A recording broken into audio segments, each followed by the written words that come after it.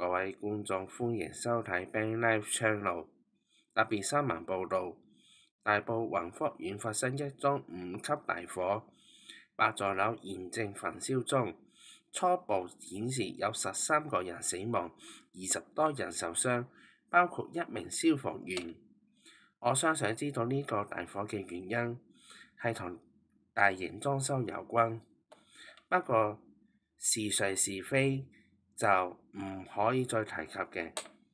不過從網上睇到呢片段呢，都會覺得好傷感，同埋需要追究。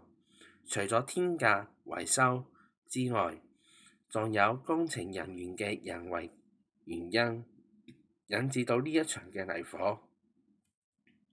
直到下午11時，仍然未撲熄，裡面嘅居民仍然圍困之中。相信死亡人數正不斷上升，並可能成為回歸以來最多人死傷嘅火警之一。相信特區政府會為呢一場嘅火警發下半旗致哀。各建制派嘅立法會選舉拉票活動、省領活動現已暫停。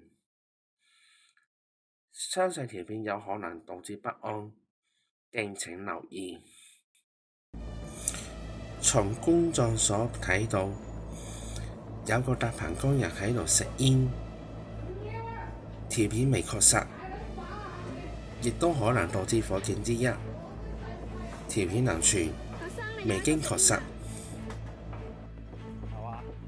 院對住宏福苑，呢個應該係宏昌閣嚟嘅，着晒火，搞錯啊！嗱呢度咁樣着晒火啦，已經下邊冇人撳警鐘，冇警鐘嘅成棟大廈。喂，嗰啲工程人員做乜㗎？工地嗰啲成棟大廈冇警鐘，搞錯啊！真係，着緊火啦喎，滴緊。捉佢喂！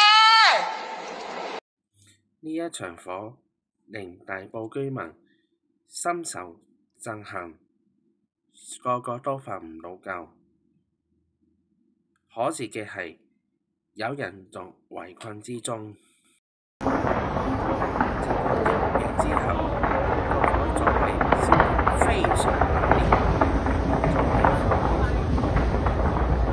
目前我最擔心嘅係入面嘅人之後嘅安全，燒咗咁耐，有氣會令到大家真係瞓唔到覺。怕膽小嘅人睇少啲啦。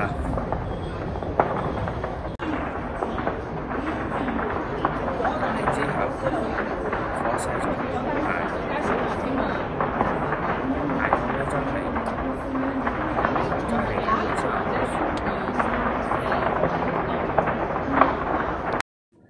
從網上片段睇到，火舌仲燒埋去黃兆之中學後面嘅地方，可見呢場火嘅威力相對而言最大。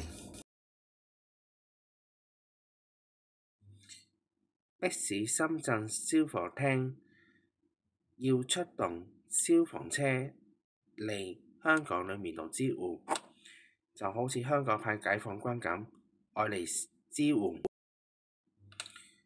呢一場火可是係人為因素原因，先食煙，跟住就火警系統失靈，引致呢場大火。